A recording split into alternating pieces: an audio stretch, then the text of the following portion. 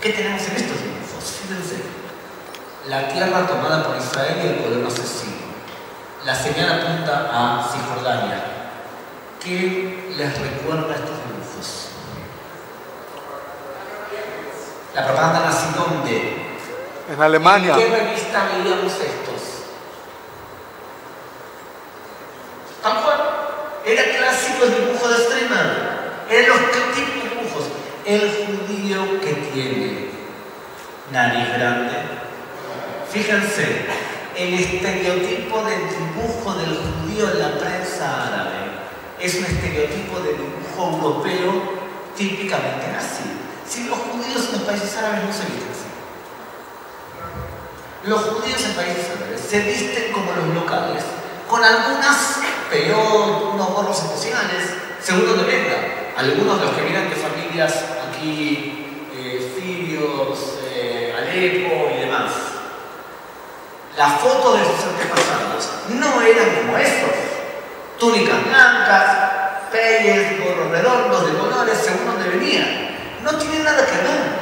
El estereotipo del judío en la prensa árabe y en la prensa islámica tiene que ver con un modelo de judío europeo.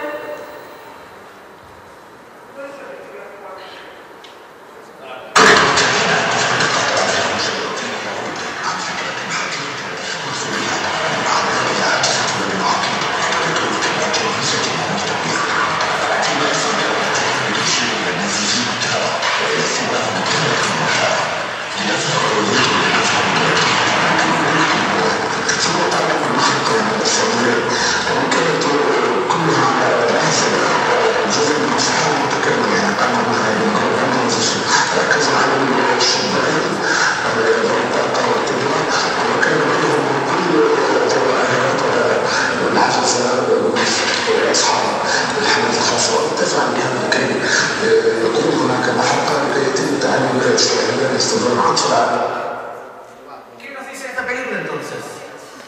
Que los judíos al ver un plan determinado, o sea, protocolo de aviación, los propios judíos lo querían para hacer una limpieza y que al final les den la historia. Neto, el Corán sí es antisemita, porque las últimas frases se eliminan las primeras. Desde el punto de vista neto de lo que dice el Corán, no tiene por qué serlo. Lo pueden ver viendo de dónde fue entregado el Corán. Entre paréntesis, ¿cómo hacen para saberlo? Se baja la aplicación Corán en castellano y van a ver que cuando aparece un capítulo dice entregado a Mahoma antes de la égida. Antes de la égida es Meca o Medina. Meca. Después de la égida es Medina. Por lo tanto, puede usted fijarse cuál es más radical que otra. Se murió en 632. Se murió en el 632. ¿Por qué cambió de opinión? Porque en el 622 se traslada a Medina para ser juez. Empieza a tener un montón de soldados, empieza una potencia, conquista todo lo que hoy es Arabia Saudita. Y en ese momento quiere imponer el Islam a la fuerza después de haber perdido varias guerras. Dice, no hay negociación. El Islam por todas. Y entonces él se transforma en una potencia y su opinión es mucho más contundente. Se radicaliza. Muy bien, entonces vamos a esto. Nosotros tenemos aquí al imán Falassi de Italia.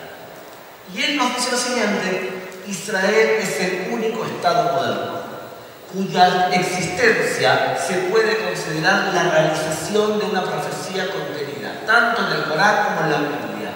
Debemos orar por ese Estado para que sea una luz para las naciones, apoyando su derecho a la independencia, la soberanía, su seguridad. Imán Falassi. Este tío es un sionista. ¿Es el único? No, hay varios. Este es un representante del Islam moderado, claramente. ¿Dónde vive? En Italia. Entre paréntesis, es un cristiano converso al Islam. Su visión del Corán se basa en esta frase. Bueno, la frase que la tierra de Israel fue prometida a los judíos. Por lo tanto, el imán Falassi no es un ejemplo de aquel que toma la parte del Corán que le conviene a él. Y él cree que la parte del Corán, la única que vale es La de la Meca. ¿Cuál es el problema con el imán Paladri? Si viviría en Medio Oriente, el imán Paladri sería comida de gusanos, porque lo matarían a los 5 minutos. En el Medio Oriente, quien domina no es él. No es él. Muy bien. En Italia, mucha, principalmente en Roma. Pero los inmigrantes lo ven como un loco, como un traidor, y lo han amenazado varias veces de muerte. No es el único imán que se declara sionista. Pero otra vez, los que siguen la corriente de la Meca son minoritarios en el Oriente. ¿Está claro este punto? Muy bien. Algo más sobre Mahoma y los judíos. Mahoma y los judíos tenían una relación medio extraña. Nos quería, nos respetaba, nos trataba del pueblo enemigo. Y de hecho, 3 tribus judías vivían con Mahoma. 3 tribus judías. Lo que se llama en árabe Banu Israel. ¿Les suena algo? Banu Israel eran 3 tribus. Mahoma en el año 625 siente que los judíos lo están traicionando y que están apoyando a los enemigos de Mahoma. Los enemigos de Mahoma eran la tribu más fuerte, que era la de Quraysh, su tribu, que dominaba la Meca. Y lo primero que hace es expulsar a una de las tribus y la manda al exilio en Jericó. La otra se va sin que le digan. Y la otra tribu, en el oasis de Keibar, en el año 625, Mahoma los acusa de haber traicionado y de haberse juntado y ayudado a la tribu de Quraysh en su contra. Y lo que decide es asesinar a la tribu judía que estaba en el oasis de Keibar y cortarle la cabeza a los judíos, quedarse con las mujeres como propiedad de las riquezas de los judíos. Le cortó las cabezas y de hecho se casó con una de sus esclavas, que era judía. Se casó con la judía. Por lo tanto, en el oasis de Keibar le corta la cabeza a los judíos. Todo radical islámico copia al pie de la letra lo que hizo Mahoma. Si Mahoma cortó la cabeza de 1000 personas, ¿por qué nosotros no vamos a cortar la cabeza de gente? ¿Por qué el Estado Islámico corta la cabeza y no le pega directamente un disparo a cada uno? Porque cortarle la cabeza es copiar lo que hizo Mahoma. Cuando Mahoma nos mata en Keibar, usted va a escuchar hoy en día que los musulmanes gritan Idbah al-Yahud, Keibar, Keibar, Keibar. O sea, Tebas, asesinar a los judíos según el patrón de Keibar. Tanto es así que la televisión jordana invirtió $100 millones en hacer una miniserie de 8 capítulos explicando el oasis de Keibar, que fue un hecho en el Corán secundario. Los enemigos del Islam al nacer no éramos los judíos fuimos derrotados y humillados por Mahoma. Los judíos no éramos enemigos de Mahoma. ¿Quiénes eran los enemigos de Mahoma de otras religiones? ¿Cuál era la religión fuerte? Los cristianos. Por lo tanto, los cristianos tienen un peso mucho más fuerte en la creación del Islam, no los judíos. Los judíos éramos alguien derrotable fácil. En un momento de la historia pasamos a ser los héroes. Pero cuando se crea el Islam, no tenemos por qué ser tratados mal. Porque según el Corán, no éramos figuras principales, éramos un hecho más. En los últimos 150 años, Keibar y otras escenas relacionadas con judíos toman una importancia que no tenían. El mufti de Jerusalén, que no es otra persona que el tío de Yasser Arafat, era lo que hoy sería el Hamas. Son los hermanos musulmanes con otro nombre. Los hermanos musulmanes fueron un movimiento reformista para atrás, reaccionario. Querían volvernos a todos al siglo VII. Desde entonces empieza una afinidad hacia el judío, porque el judío es el dhimmi que nos está ahora violentando. Los cristianos también nos violentan, pero es más difícil pelear contra los británicos y contra los franceses que dominan nuestras tierras. Pero los judíos quieren crear un Estado dentro. Entonces, en los últimos 150 años empieza a desarrollarse toda la literatura que estaba olvidada. Toda vez que están los judíos, démosle una nueva interpretación. Más aún,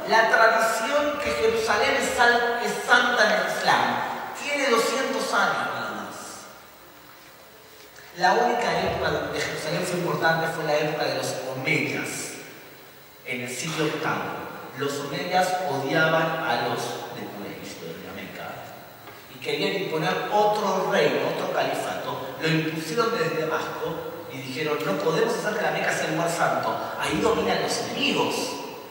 Busquemos entre las ciudades que hay alrededor nuestra alguna que tenga santidad. Bárbaro, le pagamos a 20 escribas, hagan poesías por Jerusalén.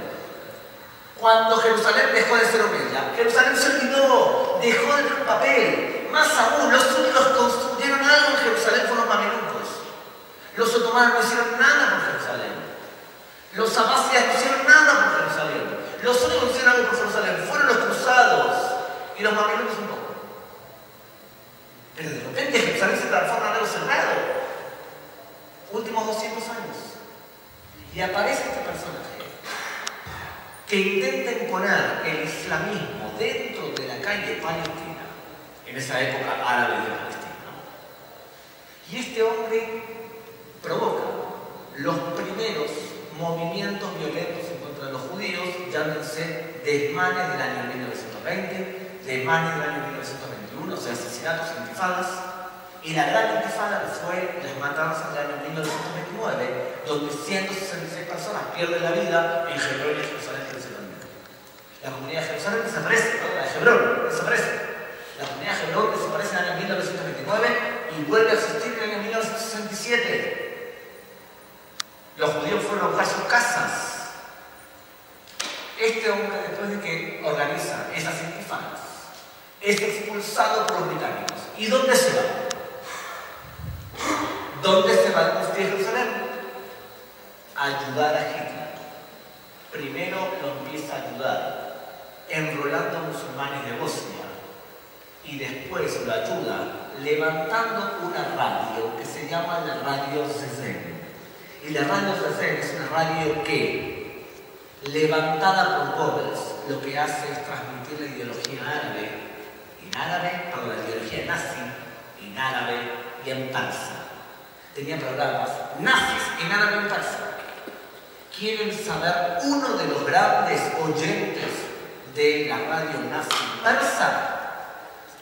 Un hombre en Irán que tenía dinero y se compró una radio de transistores y podía captar la radio CCN, y en el balcón de su casa todo el mundo se reunía para escuchar la radio CCN. Su nombre, el Ayatollah Khomeini.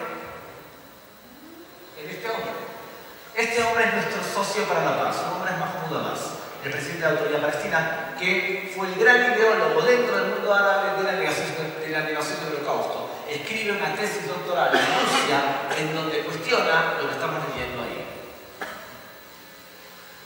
Este es nuestro socio para la paz. Es verdad, él es mucho mejor que el Hamas.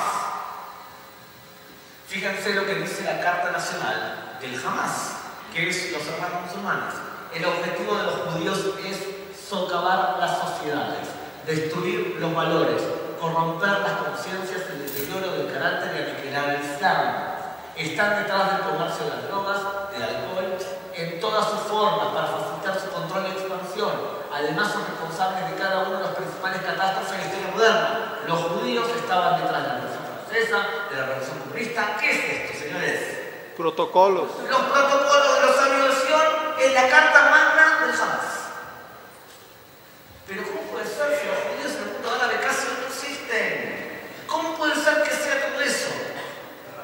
Por la influencia justamente de lo que expliqué antes, de la influencia nazi a través de la presencia árabe islámica durante la Segunda Guerra Mundial en el gobierno nazi. Por lo tanto, ¿qué tenemos hoy? Lo que tenemos hoy es claramente islamofascismo. Es islamismo radical de corte nazi. Y por lo tanto no hay que asombrarse demasiado que la prensa, cuando hable de Israel, copie patrones nazis. Y que los dibujos sean dibujos nazis. Y que la forma de hablar sean dibujos nazis. Porque la influencia nazi en el radicalismo islámico hoy es tan evidente que no podemos decir que son simplemente antisemitas. Lamentablemente son muy parecidos a un islam nazi. Una mezcla de islamismo